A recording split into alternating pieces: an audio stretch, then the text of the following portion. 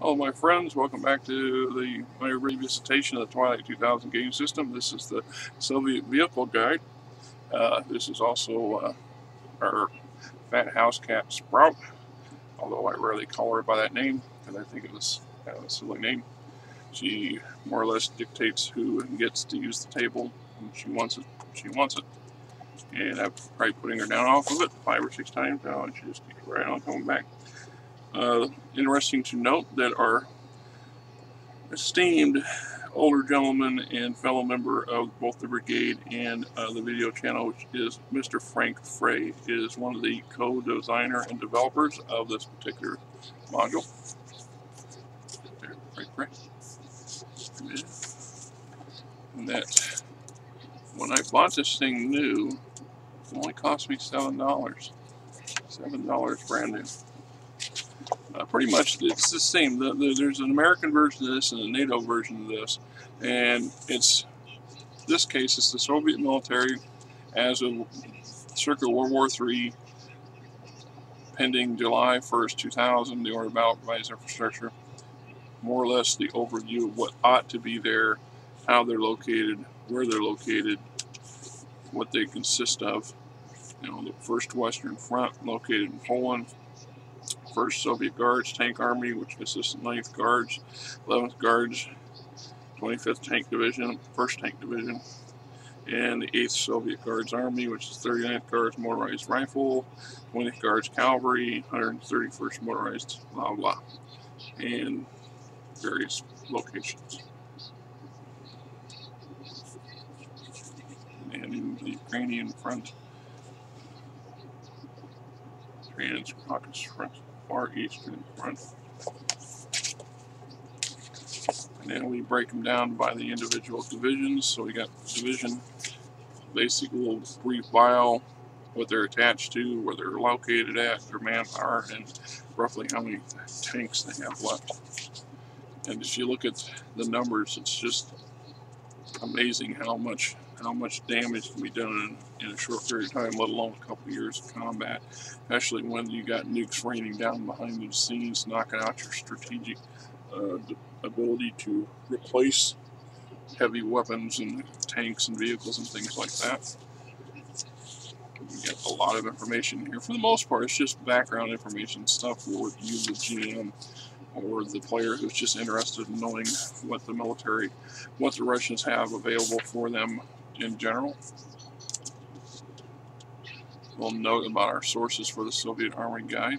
Then we got some visual pictures of various vehicles and their paint schemes, what unit the particular vehicle is assigned to.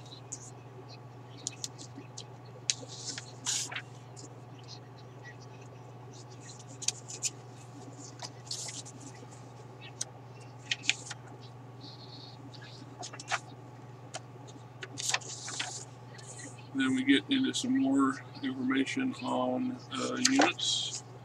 Then we get into our organization, Division Cuba.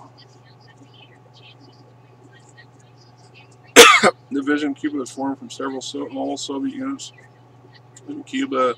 In June of '98, was transported to Texas to support the Mexican invasion. Division Cuba has been involved in heavy fighting in Texas. By '99, both sides are exhausted, and although still in contact with the Americans, the division has not attempted any offensive action since. The division simply wants to go home. Subordinate, autonomous, current location San Antonio, Texas, manpower 3,000, tanks 15. Because of the destruction of most of the world's oil producing and refining capabilities, few places which can provide this need are still highly contested. There are also a convenient place for remaining operational aircraft. As a rule of thumb, wherever there is oil, you'll find both sides still fighting and more of the machines are still operating, which makes sense. You can't keep the thing fueled up, you can't keep them running. And we have our section on organization, authorized levels of weapons and vehicles, what breaks down. So if you want to know what a Russian tank battalion should have, here basically is the breakdown for it. Antarctic Brigade, Airborne Battalion, so on and so forth. Subordinate units of selected Soviet regiments and divisions.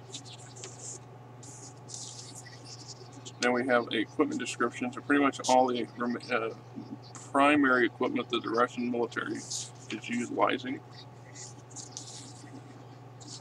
and their stats. Soviet fire chart data, and then additional stats for those vehicles. And then we got the color plate notes. This is the notes that go with all those pictures. So if we look at, we go back here and look at the first one, T-72, the 38th Motorized Division in Korea as of '98. Here's our information.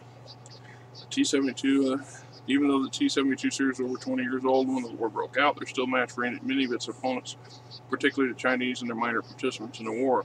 T-72s are not just phased out of production in the late 80s, were just being phased out. Common Soviet practice after this time was the use of 72s as one of the main battle tanks for the tank regiment of motorized rifle divisions. The vehicle has neither the searchlight, usually mounted to the right of the main gun, nor the smoke dischargers, which are standard equipment, and it is unclear as to whether these were removed intentionally or as a result of battle damage.